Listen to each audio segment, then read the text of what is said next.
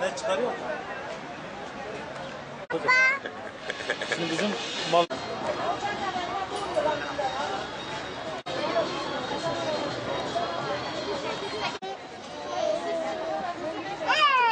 Kermesimiz Cuma günü başladı, bugün yani.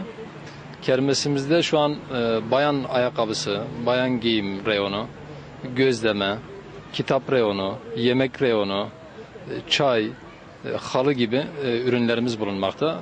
Bu ürünlerimiz hayırseverler tarafından verildi.